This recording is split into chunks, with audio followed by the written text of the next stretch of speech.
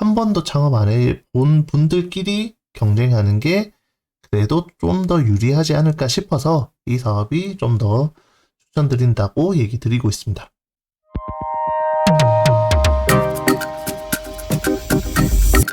안녕하세요. 리서치 헬퍼 박 대표입니다. 자, 오늘 알아볼 거는 이제 예비 창업 패키지 생애 최초 뭐 이것저것 지금 많이 떴습니다. 그래서 지금 창업 준비하시는 분들 어떤 거 신청해야 되는지 그거에 대해서 좀 설명드리려고 합니다. 예비 창업 패키지도 생애 최초도 둘 다 비슷하게 지원해주는 사업이라서 만 29세 이하 청년인 경우에는 어떤 사업을 신청하는 게 유리한지 설명드리도록 하겠습니다. 네, 23년도 생애 최초 청년 창업 지원 사업 예비 창업자 모집 공고입니다. 그러니까 만 29세 이하 청년인데 우리가 이제 한 번도 창업하지 않은 사람에 대해서 지금 지원해주는 사업입니다. 일단 K-스타트업 한 번도 신청 안 해봤을 거니까 이 SCI 요 통해 가지고 실명 인증을 해야 됩니다. 이 실명 인증하는데 시간이 걸리기 때문에 맨 처음 해야 될 거, 이 회원 가입부터 먼저 하고 한번 실명 등록 이것까지 하는 작업들은 꼭 해야 된다. 그러니까 실제 이 지원을 하기 전 단계까지 한번 해보셔야 됩니다. 이거를 지원해주는 목적, 만 29세 이하 청년들한테 이 창업하라고 지원해주는 사업인데 한 번도 창업한 적이 없는 사람만 가능합니다. 잠깐 하루라도 창업했다가 그 다음에 폐업하게 되면 그거는 지금 이 사업으로는 신청이 불가능하고 폐업한 이력이 있는 사람은 예비 창업 패키지 그쪽으로 가야 됩니다. 지금은 한 번도 사업자 등록을 낸 적이 없는 예비 창업자 만 29세 이하 청년들한테 지원해주는 사업입니다. 사업화 자금으로 최대 7천만원까지 지원해주는데 평균 4,800만원 정도 지원해준다고 되어 있습니다. 예비 창업 패키지도 이 금액과 유사하기 때문에 일단은 저는 이 사업을 좀 더 추천드리는 편입니다. 왜냐하면 지금까지 사업자 등록을 한 적이 없는 사람들을 대상으로 경쟁하기 때문에 오히려 이 사업은 우리 동등한 조건에서 할 수 있는 그런 사업이라고 생각할 수 있기 때문입니다.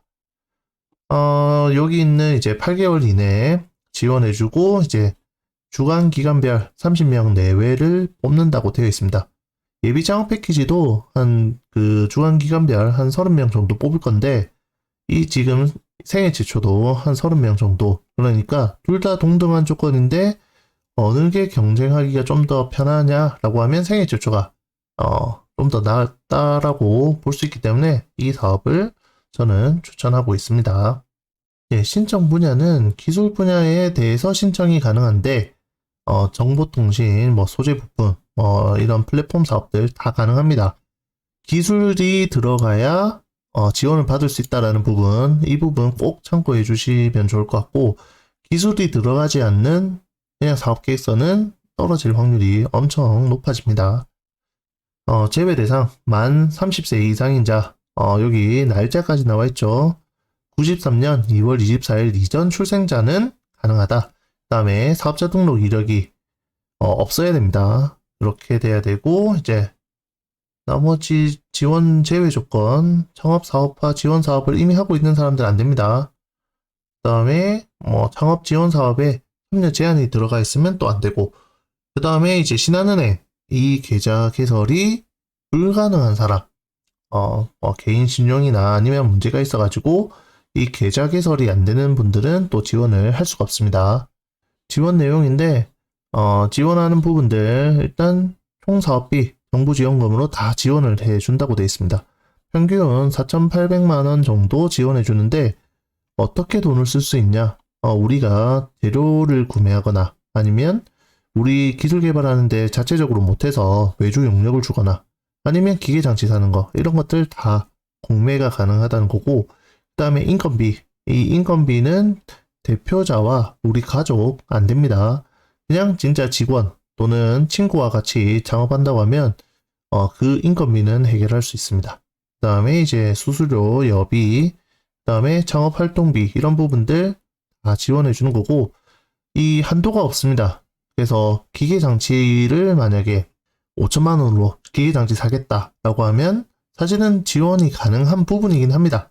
당위성이 있으면 가능하기 때문에 그런 부분들 잘 설득할 수 있도록 자료 만들어 주시면 될 것 같고, 창업 활동비는 이제 출장하거나 아니면 이제 이 사무용품들 소모품 구매할 때 이런 부분들은 사실 이제 50만 원 안대 내에서 살 수 있다는 거, 이런 부분들 참고해 주시면 좋을 것 같고요. 사업 계획서 쓸 때 어떻게 쓸 건지 이런 부분들 한 번 더 설명드리도록 하겠습니다.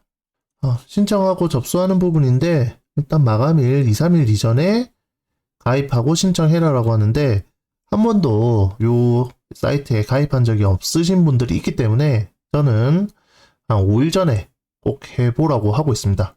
그 다음에 미리 해봐야 일단 요게 되는지 안 되는지 파악할 수 있습니다.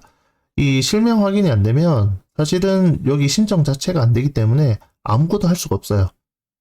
그런 불상사를 좀 막아주셨으면 좋겠고, 그 다음에 최종적으로 완료 버튼을 클릭해야 이 접수 신청이 완료된다는 점, 이거 좀 참고해 주시면 좋을 것 같고, 그 다음에 본인이 꼭 해야 됩니다. 다른 사람 이름으로 신청하는 경우 안 됩니다. 그 다음에 희망하는 한계 주간기간, 요거 선택해야 되고, 주간기간이 지금 이렇게 5개 기간으로 되어 있는데, 그나마 가장 가까운 곳, 그곳으로 신청해 주시는 게 좋을 것 같아요. 접수 기간 3월 15일 4시까지니까 미리 꼭 해보시기 바랍니다. 나머지 사업계획서 작성하고 그 다음에 진행하는 과정에 대해서 나타나 있습니다. 예, 유의사항에 대해서 좀 설명드릴 건데, 이 창업지원사업을 통해 가지고 지원금을 받는다는 것을 그냥 이제 돈을 준다, 이 돈 내 마음대로 쓸 수 있다 라고 생각하시는 분들이 있습니다. 실제 창업할 때 좀 돈을 쓰라고 지원해 주는 거기 때문에 다른 용도로 쓰게 되면 사실 문제가 되고, 그 다음에 다른 사람들 쉽게 지원받는다라고 생각해서 신청하시는 분들도 있는데 그렇진 않습니다. 그렇게 하시면 안 되고, 그 다음에 이제 사업계획서 작성, 이 대신 작성해 가지고 제출하거나 아니면 신청자와 상관없는 사람들이 이렇게 도와주는 경우들이 있습니다. 그런 경우에는 문제가 될 수 있다는 거. 그 다음에 보조금 이런 것들을 이제 부정수급 아니면 이제 다른 용도로 또 사용하는 경우, 그런 사례들이 많이 있습니다. 매년 이런 부분들이 이제 형사 고발되거나 문제가 되기 때문에 이런 것들 좀 안 할 수 있도록 해주시면 좋을 것 같고요. 그 다음에 다른 아이템, 그 다음에 다른 아이디어 이런 것들을 도용해서 신청하시는 분들이 있는데 그러면 또 문제가 될 수 있습니다. 그렇지 않도록 해주시면 좋을 것 같아요. 그 다음에 지금 이 사업과 예비 창업 패키지, 그 다음에 다른 사업들이 같이 모집 공고가 지금 있기 때문에 다른 사업 신청하는 거 가능합니다. 신청하는 거는 가능한데 일단 최초 선정된 사업 가지고 협약을 해야 되기 때문에 이게 금액이 작은 거, 큰 거 상관없이 내가 선택할 수 있는 건 아닙니다. 먼저 발표하는 거, 그거부터 협약을 해야 된다라는 거. 그래서 확률을 높이기 위해서 여러 사업 동시에 신청하는 거, 근데 그건 문제되진 않습니다. 그렇게 하라고도 제가 얘기를 드리는 경우도 있는데 웬만하면 일단 지금 예비 창업 패키지나 이 생애 최초나 둘 다 유사한 사업이고 동일한 상태이기 때문에 사실 저는 둘 다 신청을 해보라고는 합니다. 하지만 한 개밖에 할 수 없다는 거. 그 다음에 생애 최초가 조금 더 유리하다. 왜냐? 예비 창업 패키지는 이제 그래도 경력이 있던 분들도 들어올 수 있고, 그리고 한번 창업해보고 실패한 경험이 있어서 이제는 잘할 수 있는 그런 분들도 들어오기 때문에 그런 분들하고 경쟁했을 때는 조금 불리하지 않을까. 그래서 만 29세 이하인 분들끼리 한 번도 창업 안 해본 분들끼리 경쟁하는 게 그래도 좀 더 유리하지 않을까 싶어서 이 사업이 좀 더 추천드린다고 얘기 드리고 있습니다. 네, 지금부터는 이 사업계획서 요거 작성하는 방법에 대해서 좀 설명드리고, 그 다음에 어떤 부분 좀 봐야 되는지 체크해 드리도록 할게요. 일단 첫 페이지 이 파란색으로 나타나 있는 부분은 꼭 삭제를 해 주시고 진행해 주시면 됩니다. 자, 그리고 목차 페이지는 삭제하고 제출이라고 되어 있습니다. 자, 일단은 요거 지울 거고요. 그 다음에 여기 있는 목차, 여기 있는 내용들도 지울 겁니다. 지우고 나면 이렇게 지금 진행이 되고 있는데 표가 지워진다고 되어 있죠. 그래서 이 부분 어떻게 하냐면 위에 보면 조판부호라고 되어 있습니다. 그 한글 요 보시면 이제 조판부호가 있는데 이거 클릭해 주시면 여기 쪽 번호 위치라고 나타나게 됩니다. 그래서 이거를 잘라내 주시고 여기 있는 뒤쪽에다가 붙여넣기 해주시면 다시 조판부호를 없애주시면 이렇게 사라지게 되고 나머지 이런 내용들은 지워주시면 됩니다. 일단 첫 번째 9페이지 내외로 작성하라고 되어 있는데 이 9페이지 내외면 뭐 10페이지, 11페이지 작성하셔도 문제는 없습니다. 그 다음에 7페이지, 8페이지 작성하셔도 전혀 문제가 없어요. 그래서 본인이 작성할 수 있는 만큼 해주시면 되고 한 20페이지 만들겠다 그런 거면 하지 않도록 해주시는 게 좋습니다. 그 다음에 양식표 이거 변경 불가능합니다. 기존의 표에다가 행 추가는 가능하고 만약에 이 표에다가 적을 내용이 없다 그러면 해당 없음 이런 식으로 그냥 작성해 주시면 됩니다. 사진, 표 추가 가능하다 라는 부분이 있고 파란색 안내 문구는 삭제해라. 그 다음에 검정색 글씨로 내용 작성해라. 이런 얘기가 있습니다. 그래서 먼저 설명드리면 이렇게 지금 파란색으로 되어 있는 부분들을 먼저 기울임체니까 이 기울임 없애줘야 됩니다. 그 다음에 해야 될 거 색깔 검은색으로 표시해 줍니다. 자, 이렇게 작업을 해 주시는 게 필요하고 이 작업 나머지 모든 내용들이 동일하도록 해 주시면 됩니다. 그래서 이런 내용들 다 서식을 동일하게 맞춰주는 작업들 해 주시면 되고요. 그래서 그런 다음에 이제 사업계획서 작성한다 라고 생각해 주시면 됩니다. 이거 그 예시 그러니까 양식 참고로 하라고 이제 적어준 건데 이 그대로 그냥 신청하시는 분들이 있기 때문에 요 부분들은 좀 수정해 주시면 될 것 같아요. 그 다음에 이제 개인정보 유출 가능한 부분들은 전부 다 뭐 별표, 동그라미 이런 것들로 안 확인할 수 없도록 해달라 라는 부분들이 있습니다. 그래서 이 부분 먼저 삭제를 해주고요. 그 다음에 신청 현황 이것도 필요 없는 부분이니까 삭제. 그 다음에 정부지원금은 최대 7천만원, 그 다음에 평균 4,800만원 한도로 작성해달라 라고 되어 있습니다. 그 다음에 정부지원금은 평가 결과에 따라서 신청 금액 대비 감액될 수 있다. 뭐 예를 들어서 우리 아이템이 너무 좋아서 이 아이템은 무조건 최대 금액으로 줘야 돼 라고 심사위원들 만장일치로 이 좋은 점수를 받았어요. 근데 내가 신청한 금액이 3천만원이다 라고 하면 3천만원이 끝입니다. 더 이상 더 주진 않아요. 내가 이제 뭐 7천만원 적었다 그러면 좋은 점수를 받으면 7천만원 받을 수 있습니다. 자, 그래서 7천만원까지 최대한 작성을 해주시면 좋은데 쓸데없는 돈들 예를 들어서 우리는 한 5명 채용할 거니까 다 인건비로 책정할 거야. 그렇게는 하지 말아 주시길 바랍니다. 정말 필요한 부분들 기자재도 사야 되고 그 다음에 외주 제작비도 견적받아 보니까 이 금액이 필요하고 그런 당위성들에 대해서 잘 나타내 주시면 최대한 많은 금액들을 받을 수 있고 평균적으로 이 정도 금액이 된다라는 부분들 참고해 주시면 될 것 같아요. 일단 이것도 파란색 박스니까 삭제를 해주고 시작하면 될 것 같아요. 그래서 여기 이제 주관기간을 어디로 할 건지 적어 주시면 되고 이 과제 번호는 이제 사이트에서 접수하는 과정들을 진행하면 과제 번호를 알 수 있습니다. 그래서 최종 제출하기 전에 이 과제 번호를 적어 주시면 되고 그 다음에 기술 분야 어떤 부분을 내가 이제 할 거냐에 따라서 이렇게 체크해 주시면 됩니다. 그 다음에 사업비 실제 이제 뒤에 쓸 금액들 적어 주시면 되고요. 그 다음에 아이템명 우리는 이제 어떤 기능을 제공하는 뭐다 어떤 제품이다 어떤 서비스다. 그 다음에 결과물이 어떻게 나올 건지 그런 부분들을 좀 적어 주시면 좋겠습니다. 이것도 사각형 봤으니까 이거 삭제해주고요. 그 다음에 직업, 내가 지금 하고 있는 직업이 뭔지, 예를 들어서 대학생이다. 그러면 어디 대학생이라고 적지 말고 그냥 대학생이라고만 적어주시면 됩니다. 그 다음에 우리가 이제 만약에 창업했을 때 어떤 기업으로 창업하겠다. 창업 이름, 기업명 이름을 적어주시면 되는데 확정되지 않은 기업명이라도 상관없습니다. 나중에 실제 창업할 때 이름 바꿔도 됩니다. 그 다음에 이제 예비 창업팀 구성 현황, 대표를 제외하고 작성하라고 되어 있습니다. 여기 대표자를 꼭 적어주시는 부분들이 있는데 대표자 제외입니다. 그렇기 때문에 같이 하고자 하는 우리 같이 창업하고자 하는 팀원 정보들을 적어주시면 됩니다. 그 다음에 이제 아이템 명칭, 그 다음에 어떤 쪽에 속하는지 이 범주를 적어주시면 되고요.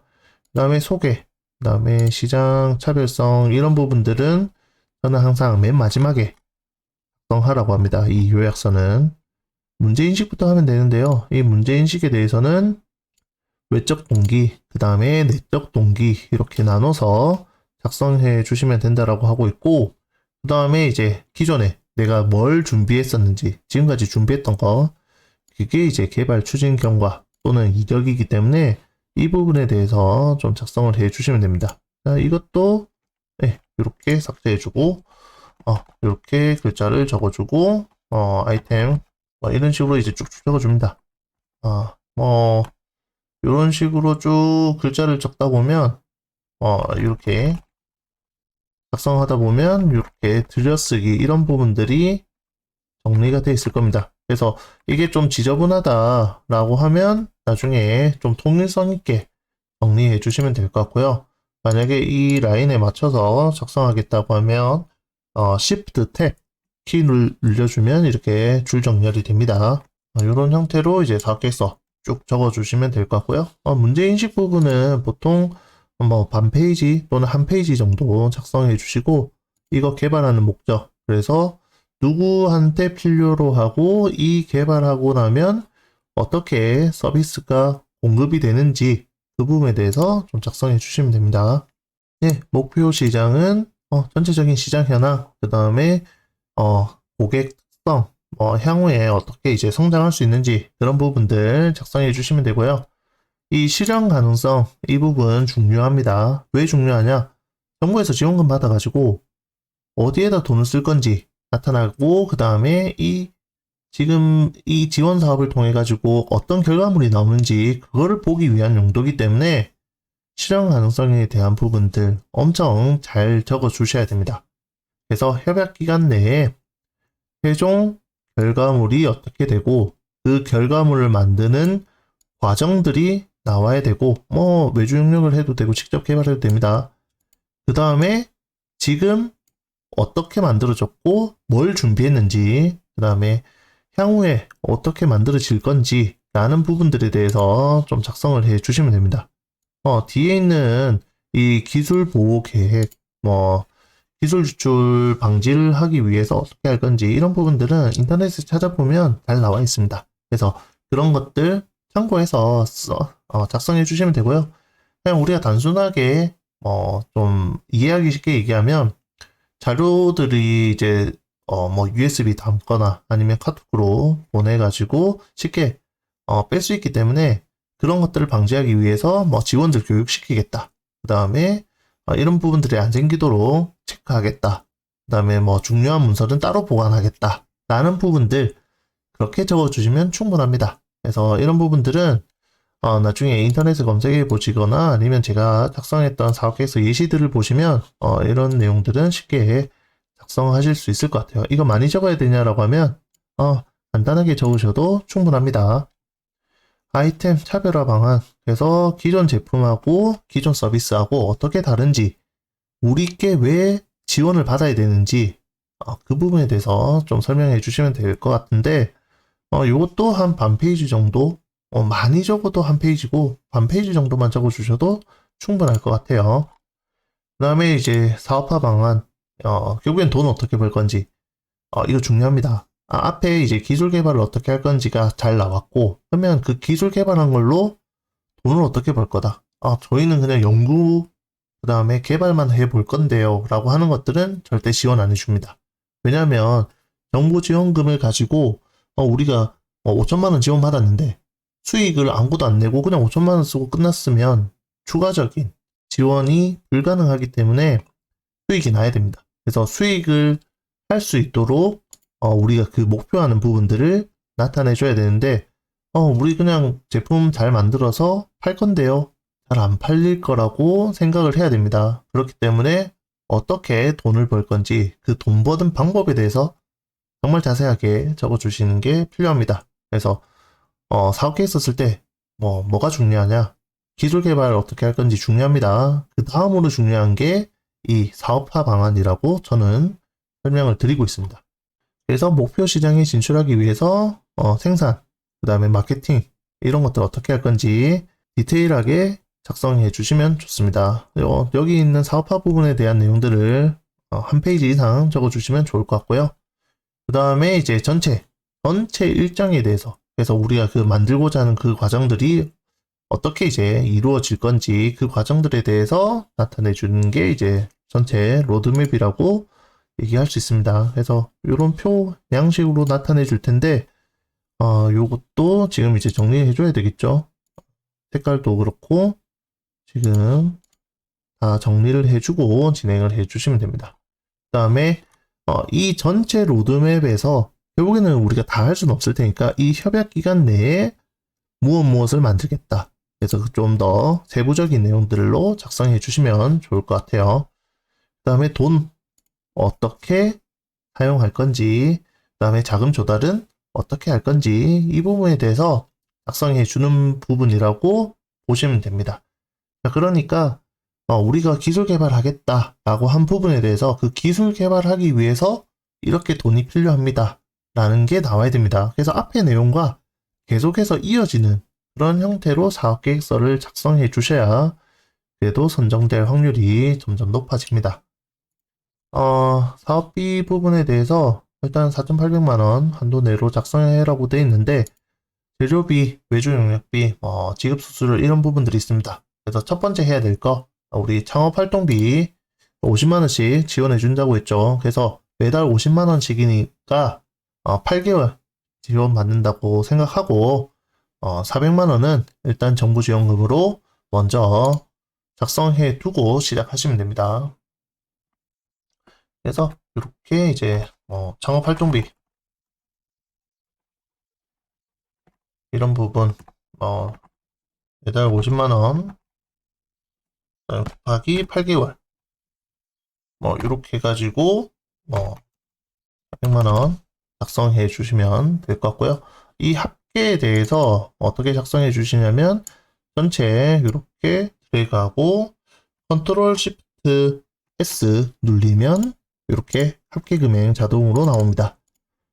이런 부분들 쭉쭉 작성해 주시면 되는데 우리가 창업하고 맨 처음 해야 될 게 뭐냐, 이 직원을 뽑게 되면 직원도 그렇고 대표자도 그렇고 컴퓨터가 필요하다, 모니터가 필요하다 라는 부분들 있을 수 있습니다. 그래서 작업을 하기 위한 설계 프로그램, 그다음에 디자인 프로그램, 아니면 이 작업을 원활하게 하기 위한 이런 기자재 부분들 구매하는데 돈이 필요하다고 이제 작성해 주시는 경우가 있는데 적정한 가격으로 작성해 주시는 게 좋습니다. 그 적정한 가격이라는 게 최저가를 얘기하는 건 아닙니다. 최저가보다 평균적으로 그냥 내가 개인적으로 구매하는 것보다 조금 더 비싸도 상관없습니다.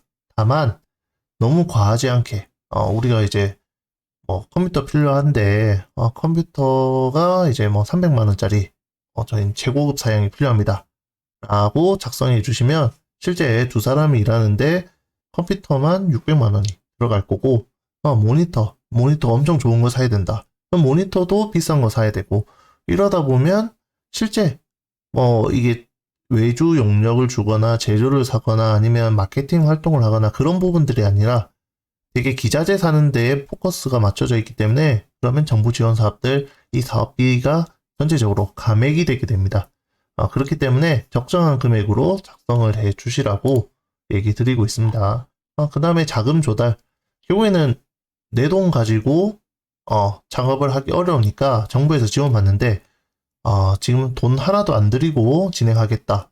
실제 여기도 보시면 이 부가세, 결국에는 우리가 창업하게 되면 이 부가가치세가 나오게 되는데 그거에 대해서 어떻게 처리할 건지 정부 지원금은 이 부가세에 대해서 지원을 해주지 않습니다.